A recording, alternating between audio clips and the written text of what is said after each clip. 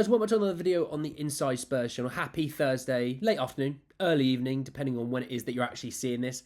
I hope you've had a great day. I hope you've enjoyed a little bit of that lovely sun out there.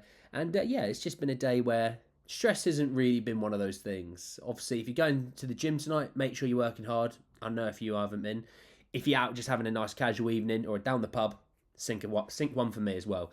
In this video, we're talking around Nottingham Forest attacker Morgan Gibbs-White, as well as an interesting article and report from a Brentford Athletic reporter on Sergio Reguilon and the potential of him going to Brentford in the summer permanently. So plenty to talk about, plenty to get into. Just want to say though, if you're new, give us a subscribe. You're very much welcome to join us for the journey. And yeah, just a bit of a heads up before I jump into the video. Have also recorded two, not one, but two episodes for the career mode, which is quite fun and interesting. You're going to get me talking to myself and seeing me get all confused by things, so that'll be a good laugh. And yeah, that will hopefully be more of a daily thing potentially coming up, if not every other day, that kind of vibe. All right, so yeah, I hope just stick your head out and keep your eyes out and keep them peeled. But let's start really with this. We'll start with the Morgan Gibbs-White article. I think that's the plan. Also, we'll talk about potentially a new kit being released, so you have a bit of an idea as to what's going on with that. But yes, so it was from Team Talk, and they were sort of talking about Newcastle and Spurs being interested in Morgan Gibbs-White. And it said that Football Insider claims Forest will command upwards of 50 million, but before reluctantly greenlighting a sale. An exit of that size would set the record for Forest's most lucrative ever deal. Obviously, we were the team to be buying a player for their highest ever sale in Brennan Johnson, obviously last summer. It says, according to a fresh update from Football Insider, it's Tottenham who are in pole position to land Gibbs-White at the end of the season. It's claimed Tottenham have greater room for manoeuvre with regards to Premier League's PSR rules, and as such, they are the ones who can most easily fork out the type of fee Forest will demand. Now, that is true. We know that's true. Okay, we know we've got more money to be rocking around with than Newcastle. Not literally, because their owners are, I believe, the richest owners in all of football, maybe even all of sport. But in terms of this kind of football with PSR and FFP, all that jazz, yeah, we are. We're very strong in that regard, as all of you may or may not know. Now, we've spoken about Gibbs-White on this channel a few times before, and some of you quite like him, some of you don't really think he's the right player to be going for. For me, he isn't. I'm in the latter, and it's not to say he's a good player. I think he's a good player. I'm not denying that. My head is very much elsewhere. They talk about needing a midfielder. I think we need a 6 more than we need anything else. I think if you had a dominant 6, I think you'd find the 8 and the 10 have a lot more ability to kind of get forward and create.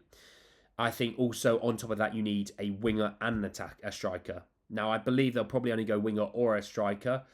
If they go for the winger, that means Sonny is nailed down to be a striker next year. If they go for a striker, maybe Sonny goes out on the left, which, it's not the end of the world. We all know Sonny's a good left winger. But for me, I believe that the midfielder we should be going for is a 6. I think we need that dominant presence in the midfield to sort of cut out, any sort of passing. It seems to be passing lanes are wide open whenever they want to be. If we are going the attacking midfielder route / maybe a guy that can play wing, my head has always been Eberici Eze. You know me. It's always been that guy, right?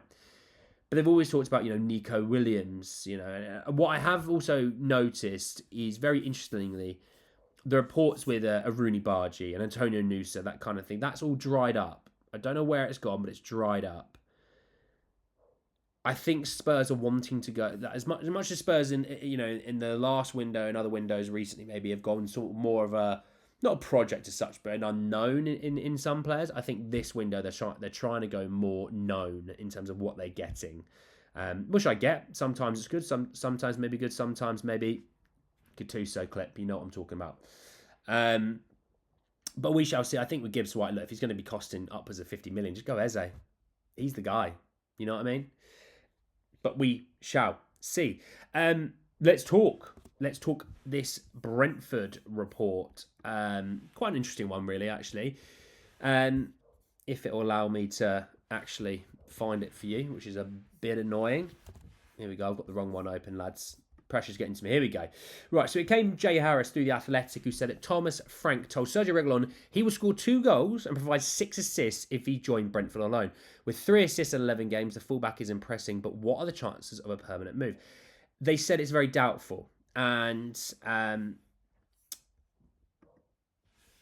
with Brentford, obviously, the team in no danger of financial fair play. Of all the teams in the Premier League, they are in the strongest position, right? Because of the ability they're going to sell, they're going to end up selling Ivan Toney. Their position's only going to get stronger. They would, in theory, have the money. But it would also go against what they do. And we also know that Sergio Reguilon took the 6-month loan spell, hoping to put himself in the shop window for a bigger club move.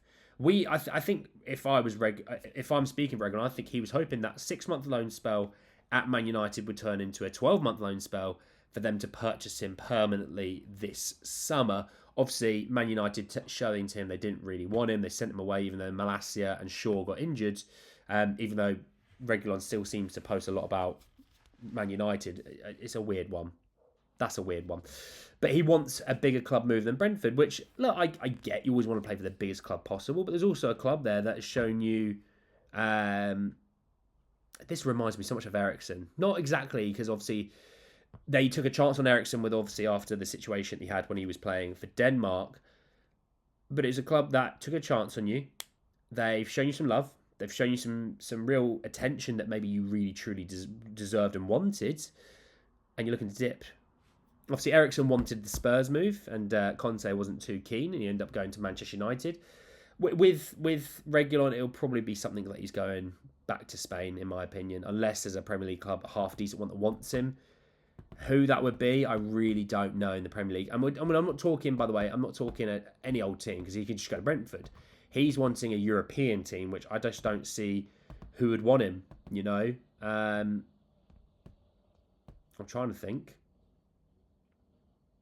I really can't think of anyone. So I think he'll probably end up going back to Spain. You know, Spurs want to cash in on him. Spurs want the money. They want to use this to replace him and move in a new left back. And, well, it just makes sense in the end. You know, he's not good enough to play for Spurs. And I don't even think he was good enough to play for Man United. And they're worse than us because look at the league table. Look at the league table. So I think, look, he'll get sold in the summer. We'll move him on. We'll grab someone else in and we'll be ready to kind of go and say that's our new left-back position, even if it is a youngster to see what he's got, you know. But we shall see. But anyway, guys, at the end of the video, hoping you enjoy it. Drop a like on the video if you did. Hit me in the comment section your thoughts and feelings about that Sergio Reguilon report to Brentford. Obviously, your thoughts here is about Morgan Gibbs-White. Would you be in for him? Would you go my route and go the Eberechi Eze? I want to know your thoughts about which side you'd be on. Obviously, subscribe to the channel if you're new and hit the bell notification for more. But anyway, guys, at the end of the video, and I'll see you all very, very soon. Take care, guys.